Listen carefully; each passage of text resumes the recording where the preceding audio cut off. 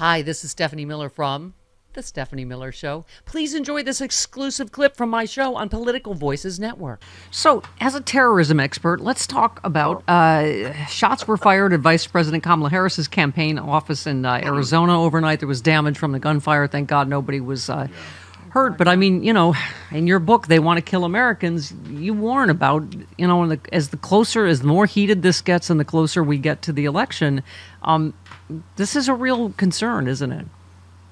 I think it's going to be a real concern when you start seeing the polls trend even higher than where they are. Kamala Harris is out of the margin of error on many of these major polls. And I mean, you know, I actually thought this was hilarious this morning. I believe it was a New York Times poll, and they were like, she's up 7. And they were like, well, that's within the margin of error. When is 7 points inside of the margin of error? You're just saying that. 3 points is inside the margin of error. Right. 5, if you've only, polled 22 people, is inside the margin of error. But most of these polls have her 2 to 3 points outside the margin of error. And as we get closer to election time, that pressure is going to have Trump more and more deranged, if you can imagine him getting more deranged. But look at the stuff he's saying, and that he's going to Springfield. He's going to empty the city. He's going to go to Aurora, Colorado. He's going to have, people go down there. Yeah. That rhetoric will push armed people. You saw the Haitian take this stuff in their own hands. The Haitian community just filed suit against Trump and Vance for inciting violence against their community, which is, yet another legal front. That man said one of the stupidest things I've ever heard the other day. We don't know what language they're speaking. Mm-hmm. French? Oh, boy. English?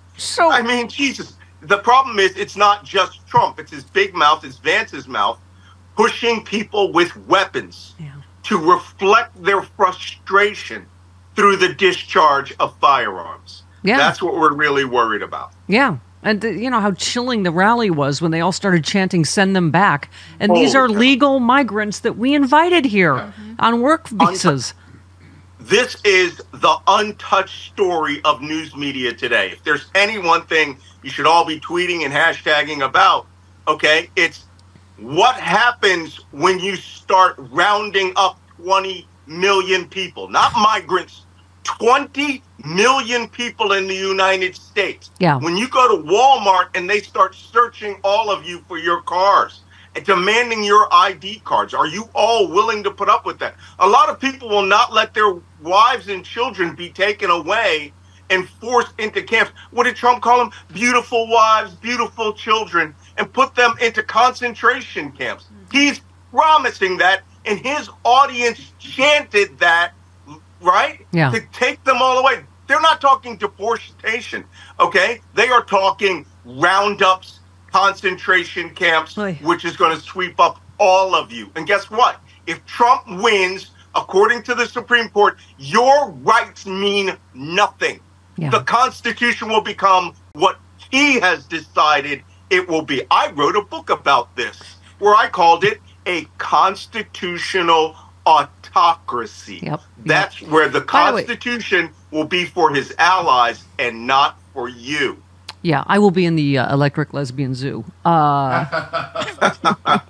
Speaking of the media, you retweeted Carlos Turnbull, who said Melania Trump was paid $240,000 to speak at a log cabin Republicans event. The money came directly from the Trump campaign fund. Mm-hmm. Trump uses donor money to pay his wife $240,000 to do something candidate spouses do for free. It's all a grift. Mm-hmm.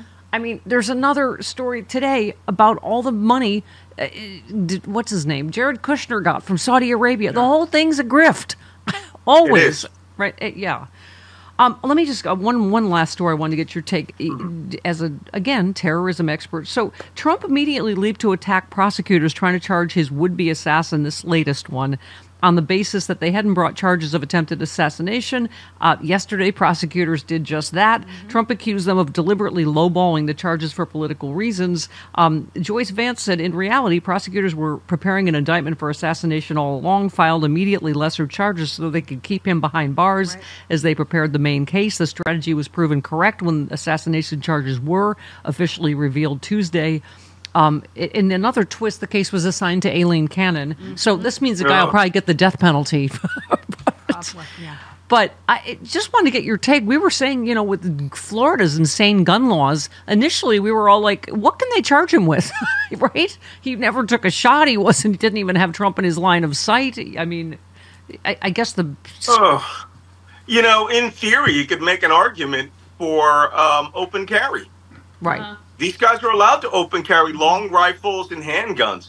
The problem is the idiot was laid up in a sniper's hide, and he was seen by a Secret Service officer who engaged him with fire. Right. He's going to get everything he deserves to get. Yeah. It's the politics of how Trump is using this and using every one of these Republicans. All right, this man was a Vivek Ramaswamy and Nikki Haley supporter. Yep. Yeah. And the remote version of this that he supported Ukraine, he was clearly insane. He failed at everything that he'd done up to this point, and I hope they hammer him. Yeah. Hammer him from day to night. He is a Trump voter. He was a Trump voter. And by the way, Yes. as you say, Malcolm, lots of Republicans support Ukraine, as most sane Republicans do, right? I mean, so that's not a liberal position. you have two Trump assassins in a row. Yeah. Right? Young kid in Butler, Pennsylvania was a registered Republican. And these people immediately run out and they say, hey, it's the liberals that are doing this, the liberal rhetoric of calling Trump Hitler. Hey, it's very easy. Don't be Hitler. Yeah. Right. Yeah. And don't choose J.D. Vance. Our rhetoric is doing that's called freedom of speech. And but when you waltz around with long rifles in public to McDonald's, that's freedom of movement with your Second Amendment. Your own rhetoric. Don't choose J.D. Vance, who called you America's Hitler first, and don't sign a bill letting mentally ill people get guns, which is more importantly what happened in these last two cases. Anyway, all right, Malcolm, we love you. Thank you again. I love you too. Well, glad to be here. I will be reporting from a secret mission for the next few weeks. Oh, so follow me on my Substack and get the dope. Oh, you elusive minx. MalcolmNance.substack.com. Okay. All right. Thank you, honey. There's no denying it. The vibes are really good right now. But vibes alone won't save our democracy. We need votes. At the Grassroots Democrats HQ, we know what it takes to win elections. Knocking doors, making calls, sending texts, and writing postcards. If we're going to elect Kamala Harris and Tim Walz and give them the Democratic Congress to pass their agenda, then we need to roll up our sleeves and talk to a record number of voters between now and November 5th. But let's be clear, we can't do it without you. So, are you ready to work? This is a fight for freedom and our future, and everything is at stake. Don't wake up on November 6th wishing you had done more. Join us. Go to grassrootsdems.org today to sign up to volunteer, and let's go win this thing.